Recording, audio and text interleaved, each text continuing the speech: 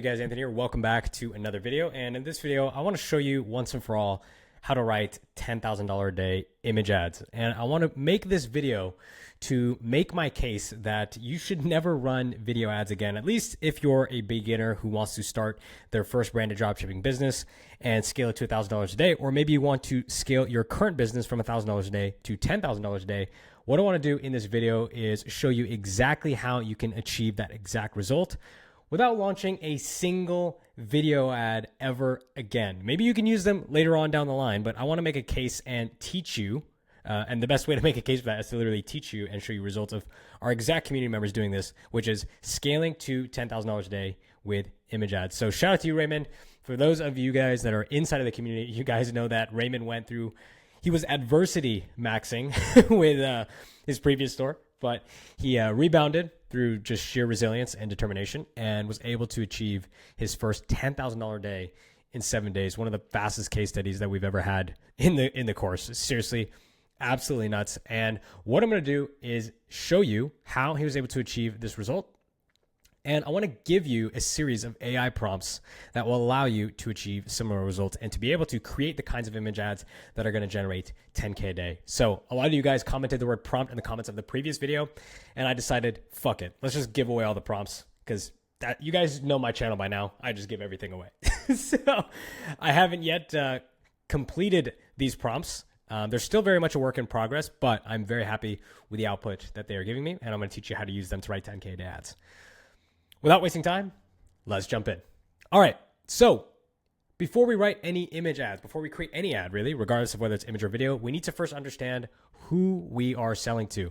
Now, the question of who are we selling to is basically what we call the customer avatar. The avatar fills in the blank of the statement, I am selling to people. That, whatever that adjective or qualifying set of phrases, descriptions are, makes up your customer avatar. Now, the problem with a lot of people who use customer avatars, the problem with a lot of people who start out with avatars is they really only think in terms of demographics. So people will say 50 plus woman with 2 kids and a divorce who has back pain, right? And the problem with that is it's super broad and it doesn't actually give you anything actionable you can use to go write an ad. If I say, go write an ad for somebody who's a 50 plus year old woman with 2 kids and a divorce and who has back pain, that could literally be for any product. You could be selling literally anything at that point. So the demographical information is honestly not that actionable and it's not very useful to the copywriter. So before we actually write anything, it's very important for us to understand who our customer avatar is outside of just this next to useless demographic information. And so in order to achieve that, we need to zoom out and look at this. This is the bigger picture, okay? And what you see on screen right now is what I define as the customer avatar. So the customer avatar, or the avatar as I define it, is the combination of a surface desire, an experience or multiple experiences, emotional desires, an awareness level, beliefs, behaviors, and lastly, demographic information. Now, I want to show you how, even if we take out demographic information, how constructing an avatar as the sum of these constituents is significantly more actionable and useful and gives you significantly more clarity as to who you're writing for in the first place, which is the key to writing a really good ad is to first deeply understand who your writing is for and what they actually give a fuck about. So now instead of saying I am selling to people who are women in their 50s, who have 2 kids and a divorce, now I can say, in the example of a cat water fountain, I am selling to people that want their cats to be healthy, who have gone through the experience of their cat having a UTI and have maybe tried cat water fountains, but their cat ignored the fountain, who are scared their cat will die, who have tried adding water to their food, have tried other water fountains, they know about the problem, and they're aware of existing solutions. They believe that cats need proper hydration to live long lives, but also believe that fountains don't work based on their experiences. And as a result, their current behaviors are adding water to their cat's food every day and researching every day the best way to hydrate their cat. Now, if I say I'm selling to that person, notice how much clearer it is who I'm actually selling to and what that person actually cares about, what buttons I need to press in my copy, what things I need to emphasize in my copy to actually convince this person that my product is the solution to their ultimate desires, needs, and wants. So in order to create this avatar as the basis and foundation for our image ads, we need to start first with surface desires. So desire. If you guys have read Breakthrough Advertising, then this is going to be repetition. But for those of you that have not read Breakthrough Advertising, first of all, go get it. You can get a PDF of it online for like free. But don't tell anyone that I told you how to do that.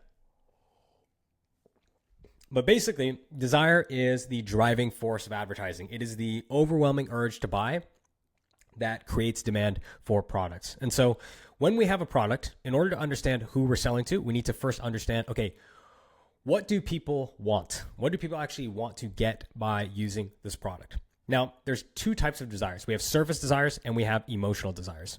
The surface desire is what somebody wants on the surface, or typically is what someone logically wants to get by using the product.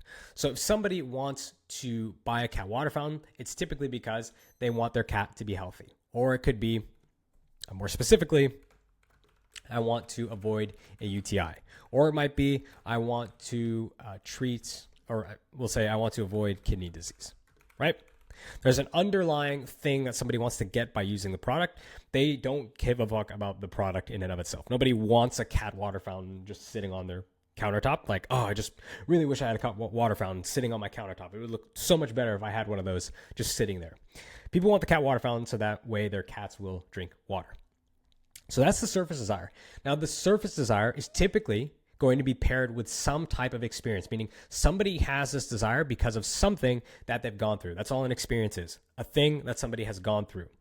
So an experience that someone can likely have is their cat having a UTI, and that's the reason why they want their cat to be healthy, or they want to, I guess that doesn't make sense with avoid a UTI, but let's say I just want my cat to be healthy, right?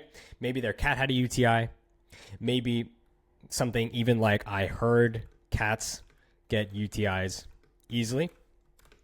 So I haven't experienced the problem firsthand, but I've heard that this problem exists. Okay. Then that experience is going to create an emotion. Think about like in the context of trauma. When you go through something traumatic, there's an experience that happens. Let's say your dad goes to jail. Then that experience then creates the emotion. You are scarred for life, right? Like, or you have or we'll take an example of like you ask a girl out, that's the experience, and then you get rejected. So that creates the emotion of sadness. So it's the same thing with buying decisions. People have their surface desires. They have experiences that then create emotional desires that fuel the surface desires. So if we just zoom this out, okay, people have these wants. Where's my pencil? People have the surface desire that's based on an experience that creates an emotion, and the emotion is what fuels the surface desire. The emotional desire is essentially, in other words, the why. This is not the Wix, the why. Okay? It's what people, it's the reason why somebody wants the surface desire. Then we have awareness level, beliefs, and behaviors. And we'll talk about those in just a second here. But I really want to focus on these three things here and teach you guys how to discover that. Because the natural next question is, okay, if I know to write copy, I need to have a specific surface desire in mind. I need to have experiences in mind. I need to have emotional desires in mind. How do I actually find those? Well, the answer to that question is in these prompts here. So I am going to warn you guys right now. First of all, number one, these prompts are really long. Second of all, the output they give you is even longer. Third of all, they are not fully 100% ready, meaning I am still testing the output of these in my own ads. And our students inside of Got2Ecom are not actually fully using these. This is very much a work in progress. But let me very quickly walk you through what this prompt is and what it does. So the first prompt is called the Mass Desire Research Prompt. And as you can see, I instructed, this is so easy, even a monkey could do it. A monkey like me could do it. So copy paste everything below this into deep research. And what this prompt is going to do is it's going to allow you to uncover the mass desires that your product fulfills. So there are a series of information that you need to replace that are highlighted in yellow. Replace all of that information with your product information, and then copy paste that into a Gemini window. Now you can use this with ChatGPT, Claude. I personally prefer Gemini because when it comes to deep research, I think Gemini just takes the cake. But if you don't have access to Gemini, if you don't like particularly the Pro plan, and you only have access to ChatGPT or Claude, throw it into any LLM. Just make sure that you have deep research enabled, because this is a deep research prompt and it will only work to its maximum effectiveness with deep research enabled. So let me show you how this prompt works. Okay, so you basically take this and now you throw this into deep research. Okay, and I'm not going to do it here because, I'm not going to do it here because it's just going to take a while. But what I would do is paste this in if you're following along, replace all of your product information. The yellow stuff, it's kind of hard to see here because it's not highlighted when you paste it in, but paste in all of your product information, make sure that deep research is enabled, and then go ahead and press enter. When you do that, it's going to ask you to start the research. So press yes, and then you will get something that looks like this. So what's really great with this deep research prompt is if you guys have been following the channel for a while now, then you know I used to have a prompt that would scour. It was like pain diving prompt, scour 20 plus websites. Okay, well, we have upped the ante now, and our platform distribution is 250 reviews across 12 top selling products. We've got 300 comments across 8 subreddits, approximately 50 threads, and 150 YouTube comments. So almost, 750 distinct customer voices, combination of post reviews, comments, all to uncover the main desires for a product. Okay. So as you can see here, we're going to get these surface desires. So everything that you see here, or it calls it the core desires, I call them the surface desires. The surface desires, again, are the things that people want to get by using the product. So I want my cat to drink more water. I want to prevent my cat from getting kidney disease. I want to prevent my cat from getting UTIs/blockages. And yes, these are two totally separate conditions and things. I want to avoid expensive medical bills. I want to stop my cat from insert annoying behavior like tearing up the couch, drinking from the faucet, just insert all annoying behaviors. So these are also ranked in order of how frequently they occur based on the frequency of customer sentiment in across 750 customer voices. So across 750 customer voices, in other words, I want my cat to drink more water is the most common want, followed by I want to prevent my cat from getting kidney disease, and so on. Now, these surface desires are not really that difficult to get, right? It's not that difficult to infer that somebody who wants a cat water fountain wants to prevent their cat from getting kidney disease. But what's more important here is the emotional drivers. But why I love this prompt so much is that you get them in order of how frequently they occur, and that grounds the desires in evidence, meaning I might think that I want to prevent my cat from getting kidney disease is the most common surface desire that a product fulfills. But it's a different thing to be able to say that and have evidence, right? So I'm not just inferring something based on what the product does. I'm actually using deep research to substantiate that claim with evidence. So that's it for the surface desires. Now, part 2 is going to cover the emotional drivers. So these are the whys behind the purchases. Or in other words, when somebody says, I want to prevent my cat from getting kidney disease, what are they really saying? What do they really care about? And so you'll see here the emotional desires for somebody who wants to prevent their cat from getting kidney disease, pretty self-explanatory. It's, I'm scared my cat will die. Or in other words, when someone says, I want to prevent kidney disease in my cat, what they're really saying is, I'm scared my cat will die or get sick. And this prompt will cover the main emotional drivers for all of the desires. So it will give you the emotional drivers, the top 4 to 5. So in our case, it's fear, frustration, love, and guilt. And then part 3 will map those emotions to those surface desires. So surface desire 1, as you can see, I want my cat to drink more water. What are the 3 emotional drivers that are the most relevant to that desire? Fear, and you've got manifestation and evidence. So you've got like customer quotes as well as evidence. So fear, love, and frustration. For I want to prevent my cat from getting kidney disease, it's fear and love protection. For I want to prevent my cat from getting UTI/blockages, fear. That's the main one that shows up for that one. So this becomes really useful because now as you're building an avatar, you'll be able to see, okay, what are the surface desires? And then what emotional desires drive the surface desire?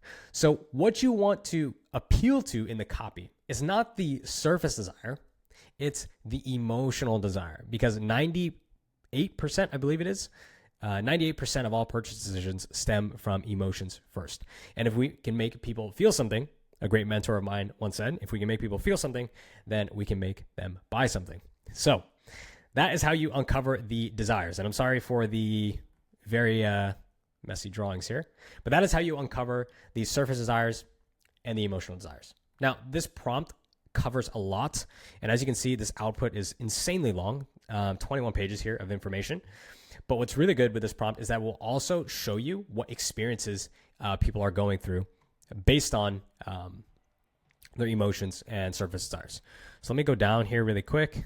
All right, so this video is getting insanely long, so I'm probably gonna break this up into separate videos because it's just getting, I have a tendency to just ramble in my videos, which I wanna stop doing because I realize not everybody has fucking 45 minutes in their day to watch a fucking Anthony video. So I'm sorry that I have a tendency to ramble, so I'm gonna try to keep this one, try to wrap this up here.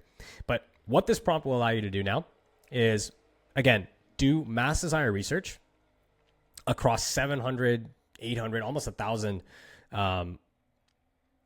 customer voices, depending on, like, sometimes Gemini will reach 1,000. I've run this prompt multiple times. I don't tell it to aim for a specific amount of customer voices. I think I say like 500 to 1,000 plus. So it totally depends on like how Gemini's feeling that day. But once you have this information, you can start to create what I call, or what I'm starting to call, the macro avatar. So the macro avatar is basically the person or the group of people that we're selling to macro or on a broad scale.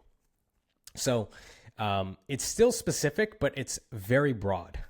That's the best way I could describe a macro avatar. So we're essentially selling to a combination of people who want their cat to be healthy, who have heard their cats get UTIs easily, and that are scared their cat will die. And I built this all by just using the table here, right? So I want my cat to drink more water. We could actually replace this. I want my cat to drink more water. Okay, so perfect. Now we understand, okay, when we ask the question of like, okay, who are we selling to? I am selling to people that want their cat to drink more water, that have heard their cats get UTIs easily, and that are scared their cat will die. So now what I can do is I can start to combine this avatar. And when I go to write my copy with my LLM, I can take this information and prompt my LLM with both my copy prompt, which you guys have access to all my copy prompts. They're linked in the description. And I can also prime it with the avatar. So let me show you now how to take all of this information that we just extrapolated from desires and to be able to actually use it now to write copy. All right, so very simply, I'm going to grab this prompt, which is my prompt number 8 from creating angle test and copy, which is linked in the description. You guys have had access to this for a while now. I'm going to go into Claude, and let me go ahead and change this. There we go. Claude is down now, so let me see if I can actually generate something. So all I'm going to do here is replace this avatar, this angle with this avatar. So I'm going to go like this, and then I'm going to grab my avatar here. Well, let's grab this avatar. Okay, I'm going to grab this information. Wait, surface desire 1. Okay, perfect. And then I'm going to go back into Claude, paste that in. And then I'm also going to take the surface desire right here and get that. Okay, then I'm just going to press enter and pray that Claude is not down still. Let's go, baby. Let's go. Alrighty, so let me pause the video here and let this cook. All right, and as you can see, the copy is now generating. And I'm pretty happy with the copy so far. I'm probably about 70% of the way there. Now, obviously, I think this needs a lot of editing. I think the hook is particularly weak. I think the lead doesn't really create any emotional intensity. Again, rule of 1, read great leads by Michael Masterson. We should try to create and elicit one emotional response and have one core idea. So if I was to improve this, I would probably go like this. All right, so here we are now with some updated copy. I had to definitely wrestle with Claude. As you guys know, you often have to do. I basically told it hook is boring. It's not using the rule of 1. I found my cat screaming in the bathtub. I'd slowly been killing her. I was like, bro, you can't say killing in a Facebook ad.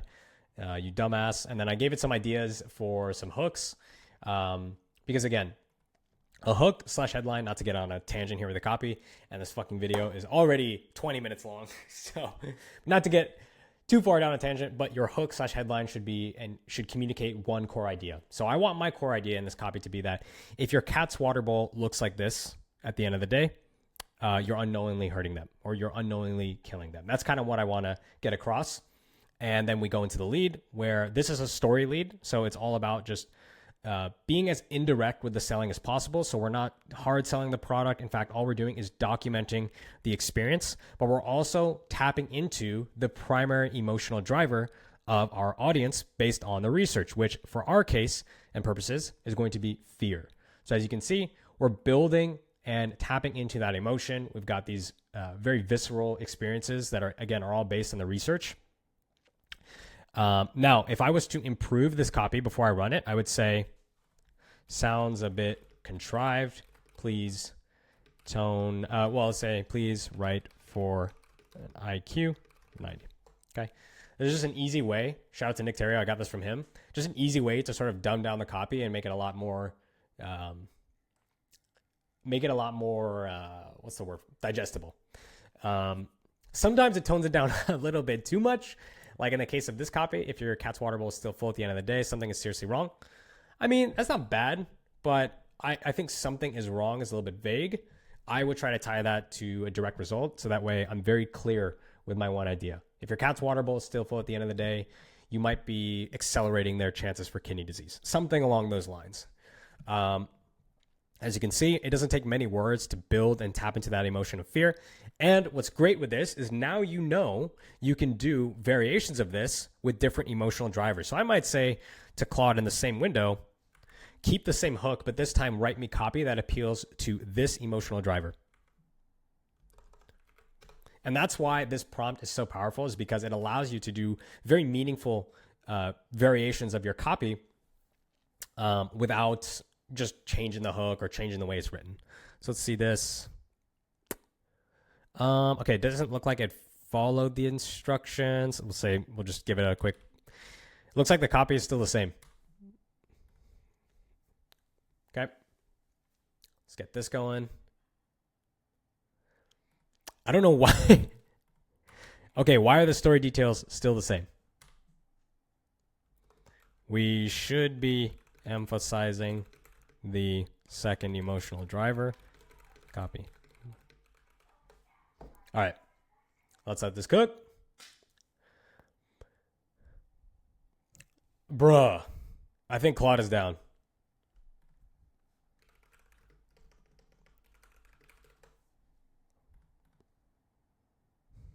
Damn, that shit is hella down. Let's screenshot it. Sometimes I'm going to show you guys the ultimate method for getting Claude to work.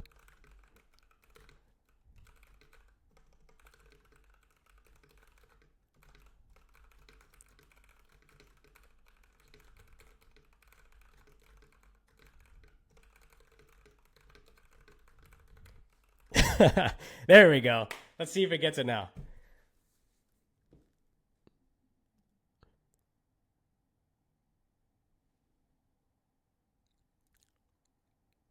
All right. This is, it's kind of there. Now, obviously, I don't want to turn this into a copywriting video, but I did want you guys to see how writing ads completely changes, or writing copy completely changes when you have more than just the surface desire to go off of. So once you know like specific emotional drivers beyond just, typically it's going to be fear that most of your copy defaults to. Now you can create some meaningful variations, and you can create copy that is specific to these things right here.